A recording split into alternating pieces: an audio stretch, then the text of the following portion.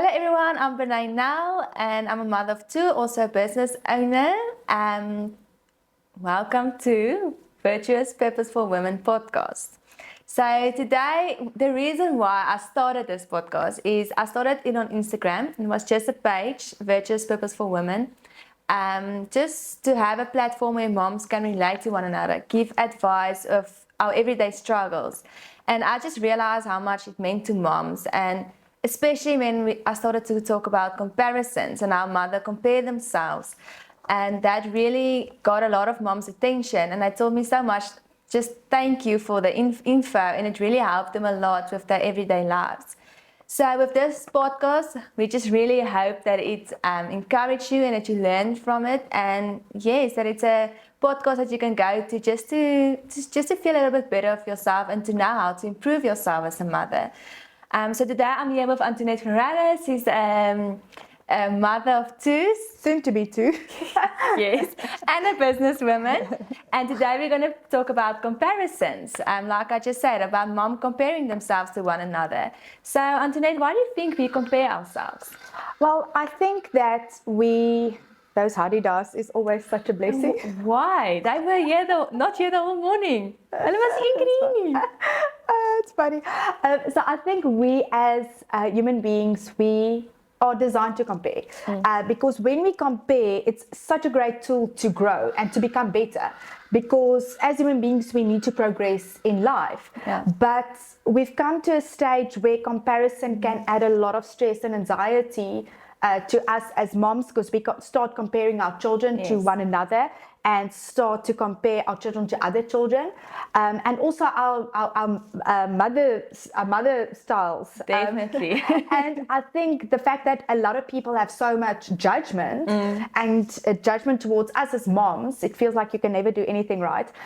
It doesn't help when we start to compare. Yes. And I think that leads to that question of what are the actual effects, good and bad, about comparison. Yeah, so there is unhealthy and healthy effects of comparison, but the unhealthy thing is where a mother can get pride, where they have that chip on the shoulder and they feel like they are good enough, or they're getting pride more out of the comparison because I feel like, well, I'm doing it better, and that's not a healthy place to be in. Definitely not. And with the mental health, mothers get fear, they start to get anxiety, they are stressed because they keep on wondering, okay, how can I better myself? How can I be that perfect mother that everybody shows us? And it doesn't exist. No, perfect mother doesn't exist. But there's also a healthy part of it. As you know, it helps you as a mother to improve yourself, like for time management and all of those things.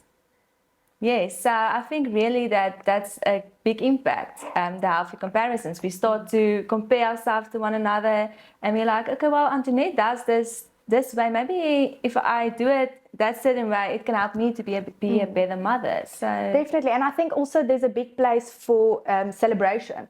Definitely. I always use an example. One of my very good friends, her daughter is 3 weeks older than mine. So they grow up basically next to each other.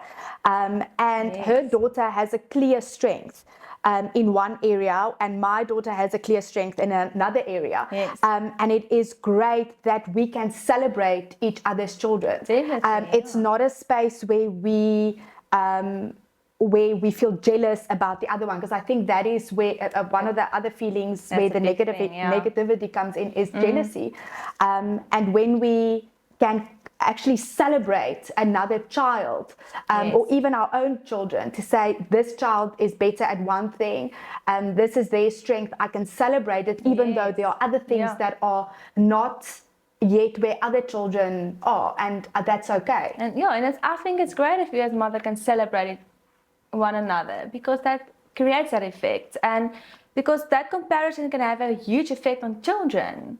It can have that when you start to compare your children to other children, you can see the effect that it has on your child. 100%. Because they hear you talking about the other child doing it much better than they are doing, whatever it is. And then you start to realize, okay, or your child start to realize, well, I'm not good enough for my parents. So that has a big effect on your children. 100%. I mean, I think that self-esteem, because children are so, we think they don't always hear us, but they pick up on our mood, and when we get frustrated when they don't do things well enough. And like you said, they can hear when we start comparing themselves, and whether we're on the phone or having a conversation with a friend. And I think that self-doubt starts to creep in terms of their self-esteem. And it starts to become a part of them. And 100%. the thing is, I've realized with my two children, and especially I've got a friend, her son is 2 months older than my son, and I've realized that we are out of nature. We start to look at the other child and we're like, okay, so this child just started to walk, and I'm like, my child is only crawling. When is he going to start walk? Now I have this pressure on my child all the time, like, okay, but it's time to walk now. But it's not his time. It's not his ability at this moment. He is still in that bracket of crawling. He doesn't need to walk now. Exactly. So now I'm putting pressure on the child of practicing the whole time to stand up, but it's not his time to start walk. And it's those unrealistic expectations we set on our children. Definitely. And it's one thing if you do it just for walking, but I think it becomes so complicated when it's bigger. everything in their lives, whether they're eating with a spoon already, how they talking, their vocabulary, how well they can count. And I mean, the list is endless. Or their potty training, can they? All of that things. Let's not even get started with potty training. Is parents are like, aren't your child potty trained yet? And it's like, there's a time and a place for that. So I think really that's a big thing. And I just think, how do you handle it if somebody comes to you and they compare your child to another child? How do you handle that? That's a very big thing for me, because like you said, people will actually ask you, other moms, the older generation, they love to share their opinions and how they did it. I think if someone publicly has an opinion of my child, or they compare my child, I will publicly stand up for my child, so that my child can hear how I am defending them in a good way. If someone is now, for example, saying, why is your child not potty trained yet? I can defend them to say, you know what, it's winter. I decided I'm not going to start potty training during winter, or whatever my reason might be. I'm waiting for a specific time. And I think the goal is to take the pressure away from there's something wrong with the child. Definitely. Especially, I think the bracket is like between 2 and 3 years. That you can potty train, even longer. I know. Some people go until 4 years. Exactly. And that's such a broad bracket. And now she just turned 2. So if someone is already going to ask that question, especially in front of her, I am going to defend her so that she knows there's nothing wrong with her for the fact that she's not potty trained. Yes, exactly. There's nothing wrong with it. I agree. And I think it's so important for us as mothers when we realize we are in that comparison, and we fall into that trap of starting to compare your child, or even agree with another mother comparing your child, and now you think, maybe there is something wrong. I think when we realize we fall into that comparison, we should shift our focus immediately. 100%. We should get out of it and help ourselves not to fall into that trap. Yes. Because that can really be a negative impact on you as a mother and on your child. 100%. So how do we get to that point to shift that focus, to realize, okay, well, now I'm in this trap, how do I get out of it? For me, there are actually, and we've discussed this back and forth, over the years. And I think for me, the number one thing that I try to do with my child is really to appreciate them as an individual. Yes, there are things that are not perfectly in place yet, and it's okay. Yes, definitely. She's a child. She's 2 years old. She's not meant to be perfect. No. She is going to make mistakes. And yes, this is a time where we need to implement discipline and routine and help them through life. Yes. But I think to really just take time, even if it's tonight, before you go to bed, or tomorrow morning when you wake up, really to sit and take 5 to 10 minutes and really appreciate your child. Appreciate their strengths, appreciate the journey that they're on, and the things that they have started to do well. Because I think if you sit on that and you start to think about your child's strengths and their capabilities, you won't so much to do something that they're not strong in. Exactly. You will start focusing on, wow, my child can really are strong in movements. Like she's really physically very strong. She can do a lot of things that 5 years kids can do, like monkey climb. Like she just started school and she started to climb on monkey bars. And the teacher was like, what are you doing here? You're not supposed to walk here, because she's only 2 years old, like 2.5 years old. But they're like, she's not allowed to, because they think a 2-year-old's not strong enough in her arms and it can be bad for them. And my daughter is with the 5-year-old starting to hanging on the monkey bars and climbing on it. And it's just, that's her strength. She's good with physical body, good with movements, and that's what she's strong in. Exactly. And I think that's something that we should look at. It's like, okay, wow, I don't care if my daughter is not maybe vocally so strong, verbally so strong, but she's strong physically, and we should start to look at that and not focus on the negative things. Yes, and again, strong doesn't mean that they're behind. No. For me, always the bracket is always so broad. If you take something also like speaking or walking and crawling. I mean, my daughter started walking only at 14 months. I mean, she just made the cut off, right? But she walked. But she walked, and I remember your daughter, I think, walked on her first birthday. On her first birthday, right? yes. And so just because it's not a strength doesn't mean there's something wrong. No. And it's really to celebrate the progress at the end of the day. If they couldn't do something yesterday, but today they are either much closer or they actually succeeded.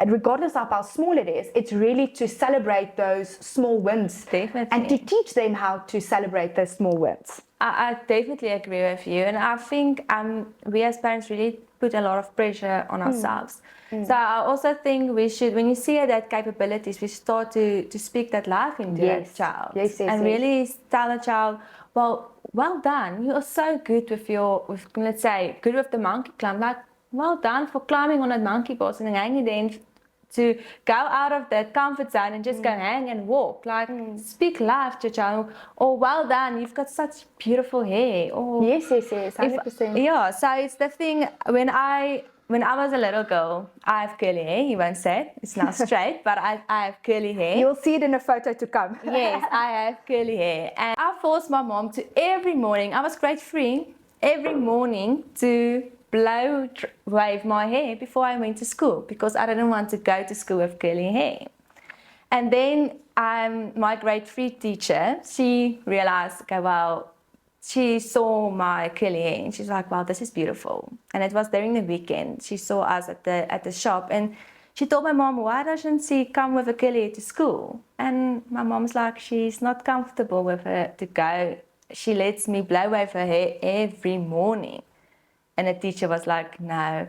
So she told my mom, without me there, I will work on her and I will get her confidence back for curly hair, and even a confidence back to not be such a shy little girl, because I was very shy.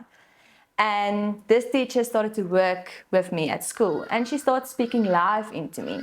She told me, I've got such beautiful hair. I should start wearing my hair more curly and come to school like that, because she thinks it's the most beautiful hair ever.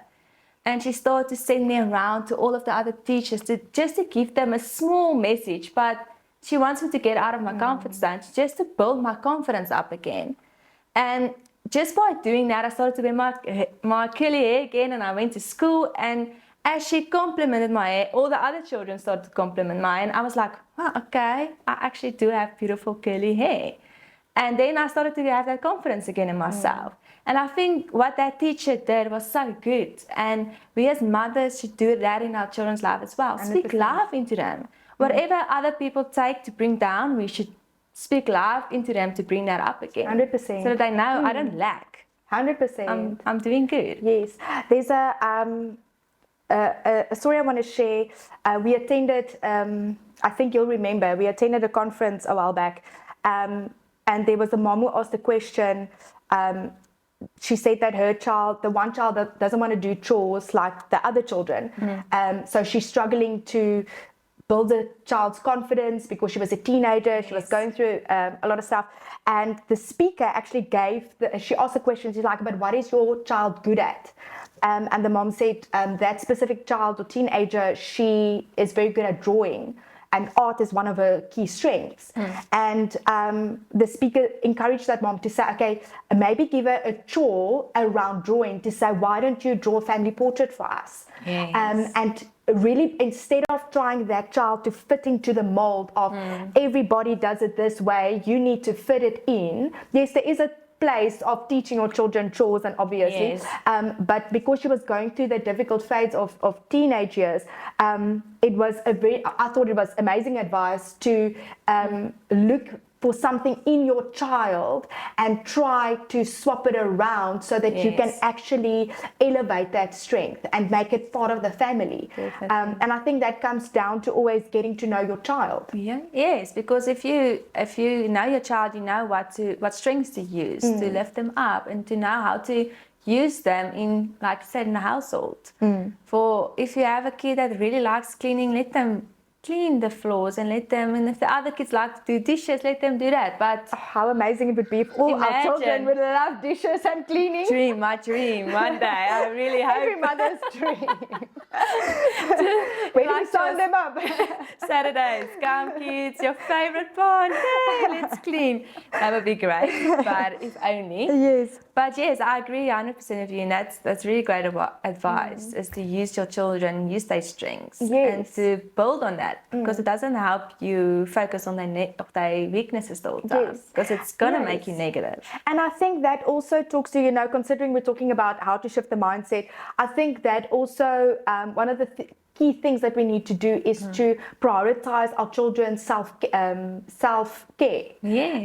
And to really invest time. I know it's not always possible to spend hours and hours a day with your kids, especially if you've got multiple kids. Definitely. But to prioritize them and to actually spend quality time with them where you can, even if it is a 10-minute conversation, just to have a check-in with them to see where they are, what they're going through, and really help build that skill of celebrating their strengths for you as a mother and for them. No, it's important. I think because if you spend time with your children, you can also build on their physical health and also their mental health. Because then you have that time with your child and you realize there's something bothering your child, especially if you're going to the teenage stage.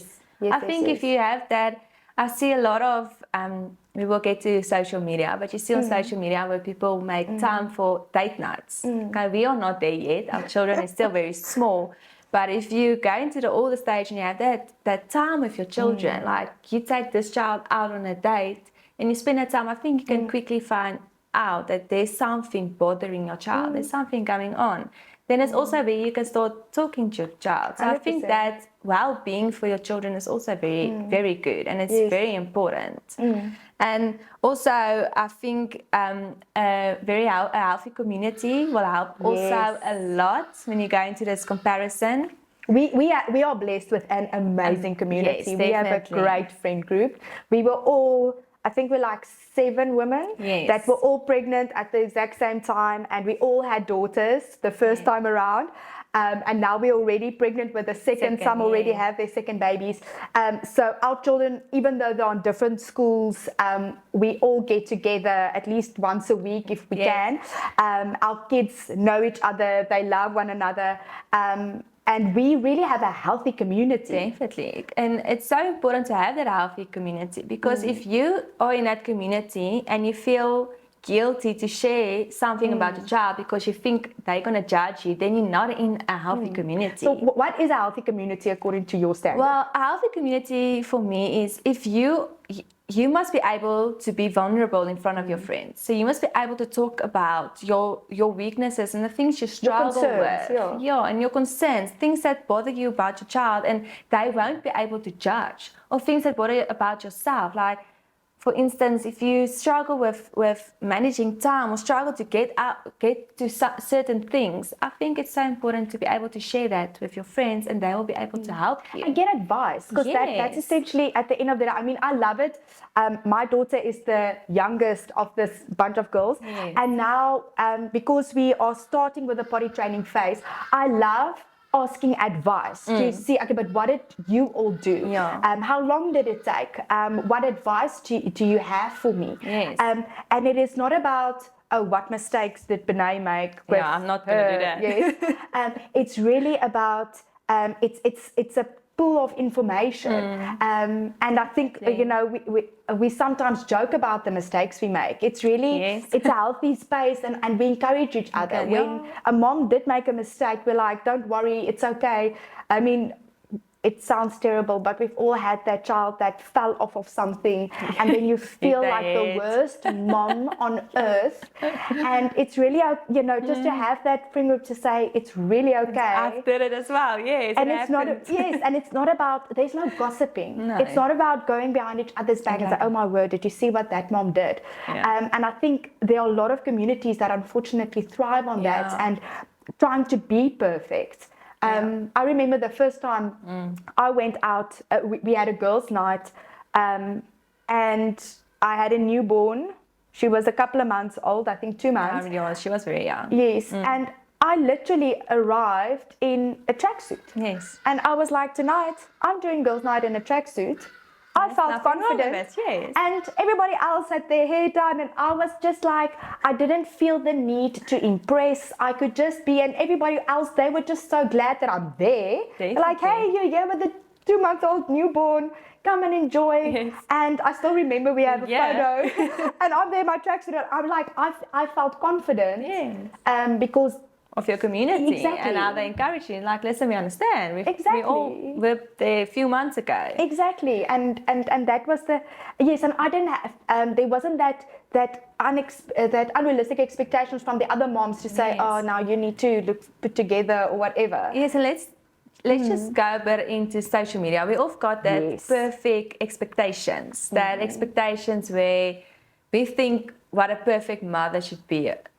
And because we look at social media, we look at those mothers, and social media, definitely that is a platform where you only want to obviously show your perfect side. And you want to show how good your kids are sleeping, how good your kids are eating, and that perfect life. But we all know that it's not true. It's not true.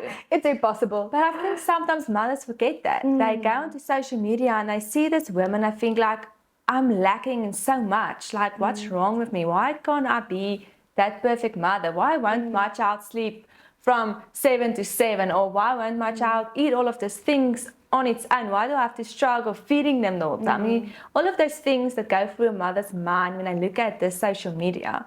And I mean, there's nothing wrong with parents want to show the good side on social media, because you don't want to be negative the whole time. Yes.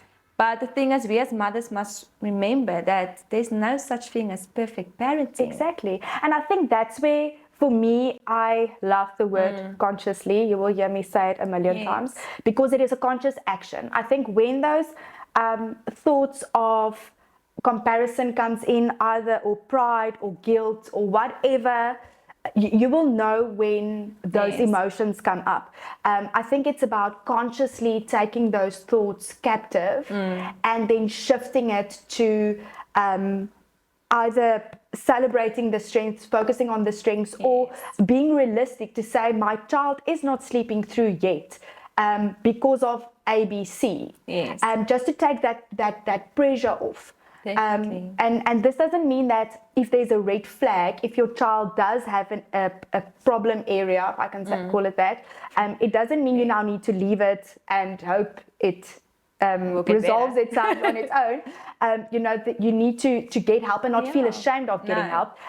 But it's really trying to understand that every human being is different, and really consciously shifting your mindset to focusing on your child's strengths and understanding the circumstances that they're going through. Because if I think about it, if I look at my 2 children, for instance, and I don't want to go and compare themselves like, listen, this one did this before this age, because I can already see my boy is 9 months old and my girl is 2.5. But I can, if I look at what Elissa did now at 9 months, then I can already see the strengths in each one of them. And I don't go and look at what she did in 9 months and start to compare them, like, why doesn't he, or why did she? I really try to look at the both of them and see, okay, my boy is very strong vocally. He can verbally say a lot of words already. And when she, like I said, is very good movement. She's very good with her body. And that's the things that I've realized of their strengths. And it doesn't doesn't help. I go and think, why doesn't Andrew didn't do this now, or for instance. And I think that's a very important thing, that we need to know the capabilities, like we talked earlier.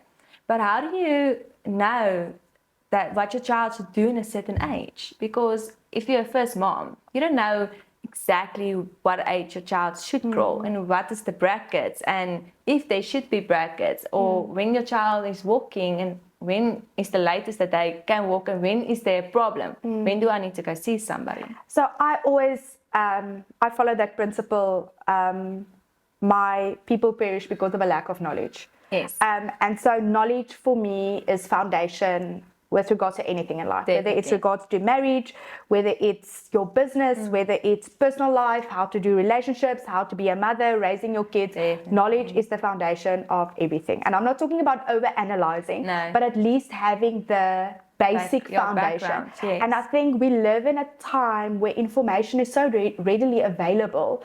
I personally, I'm very glad that I did, but I stumbled upon a hard copy book. Yes. That an occupational therapist wrote, and it's literally just printed. It's nothing fancy smanchy or anything professional. Yeah. It's really just a book with an perfect. assessment every 3 months with the milestones and with activities on how to develop those milestones To help you to develop. Exactly. So And great. it's actually so fun for me because it gives me stuff to do with my kid, with my child, and it really helps me to track a little bit, and it also helps me to understand what are some of her strengths and things that I need to focus on. But I think there are so many apps available. I don't know, what do you use? Well, I've got an app. It's called Wonder Weeks. Yes. So what this app also do, it just tells you as well what in this month, what activities. Also, it gives activities that you can do with your child, but it also tells you what your child will be able to do in this next few months. So it will tell, like, in the next 2 months or 3 months, your child should be able to do this and this. And but they also tell you, just don't put your child in that bracket. You understand? There is still time for the child to develop. Exactly. So, for instance, like just the waving your hand, they will tell you, they will start having that actions. They will do 3 or more actions where waving your hand will be one, because, you know, we look at it simple. You just wave your hand, but a child look at it as you wave. It's more than one action that you do, and it's a lot for that little brain. And it just, that app just gives you so much things that you can do with your child, for instance, to help to practice that activity. So I really like that app. And it also tells you when your child is going to be a little bit of fussy, more or less. Oh, yes. That, you know, we all know that regressions they go through. And that is so normal, because I think that is a big part of the comparison rut we sometimes get ourselves into is, you know, because we think our children need to be so perfect, we forget that they are still going through those growing phases, especially when they cutting teeth, when their brain goes, you know, through development, the teenage years. There's a lot of things that happen in that little body. I mean, you should remember that. I remember I went to see an occupational therapist for my daughter, and not because there was something wrong with her. It was more for me, because I did the exact same thing. Yes, because I didn't know why my child she went through a phase where she just moans for everything. And that's a part of growing up. We all know there is a certain time where they will just moan. And I just couldn't do anything right. Literally, I couldn't. And I went to an occupational therapist, and luckily she's one of our friends, so it helped a lot. But I just went to her and I was like, listen, I'm struggling with this. It drives me crazy. And I've realized, I told her, if I don't understand my child now better, I think that's where I'm just going to literally like lose my mind. But it's going to drive me out of the roof, because she moans so much and I don't know how to make it better. I don't know what to do, because nothing I do made it better, just made it worse. Plus, I've learned a lot about myself. Yes. And a lot about my child, and I'm definitely going to take my second born just to know his strengths and what he can do even though there's nothing wrong. Exactly. But I think that what you say, knowledge, we need to get more knowledge about, even if it's just knowledge about our children, if it's knowledge about what they should do. And we shouldn't be angry at our children or ourselves if our children doesn't do it in Like that time everybody bracket. else. Exactly. Because if they crawl 6 months, if they start crawling at 9 months, if they start crawling at 12 months, they started to crawl. It's fine. Yes, as long as they just do that skill, it's Some fine. children even skip the scrolling. Some children does. It's not always good, but I do. Their opinions. People do. Everybody has opinions, and that's a part of motherhood. Yes, I wish someone prepared me for that. But I think for me, the final thing in terms of how to shift the focus is to really, for me also, this is a key principle, is to stay in your lane. Definitely.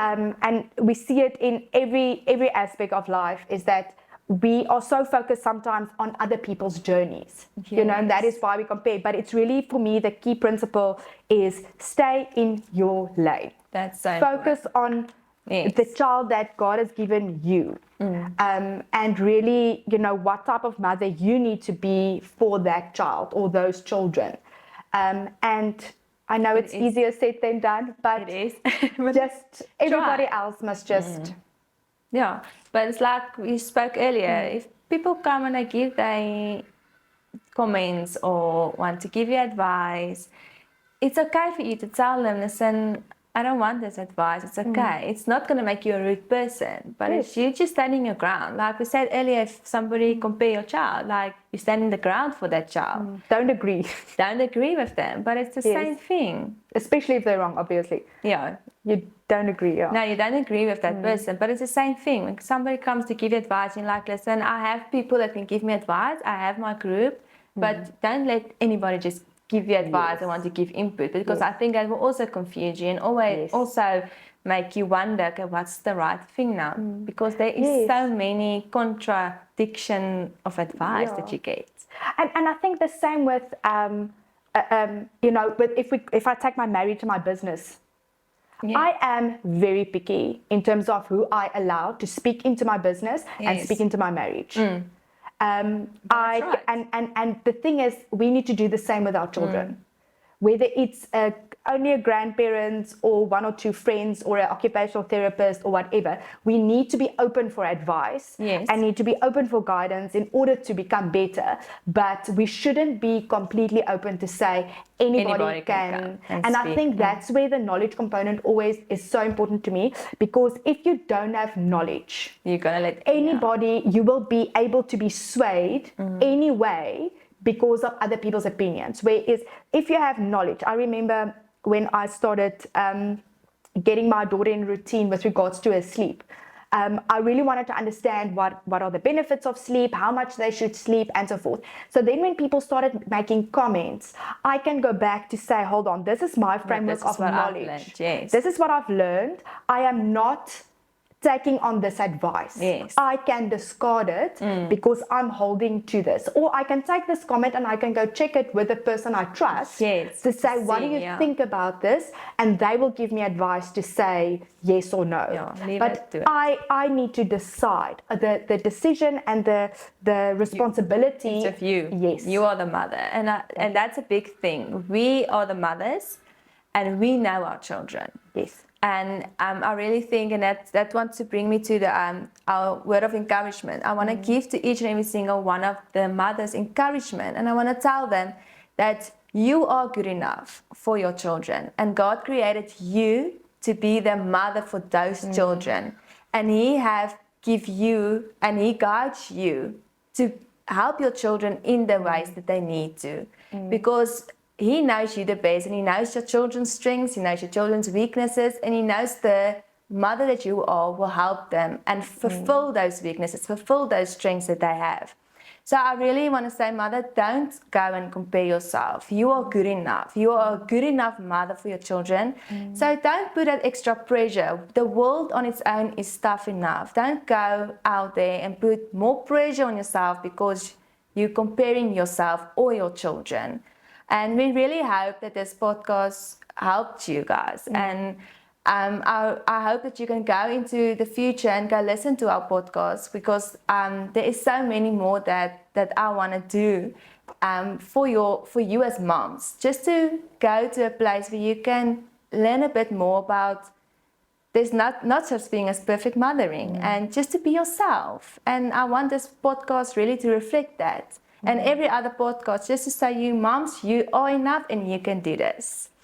Yes, thank you, Antoinette. Thank you for joining us. Thanks, Benee. I will definitely let you come back for some time. Thanks, it would be great. I love spending this time with you. Yes, and it's always, she's one of my best friends, and it's always nice to just, we usually sit like this and talk without a camera on the other side, but it's always fun for us for to hours. do. But yes, thank you, and we hope to see you on the next podcast. Thank you.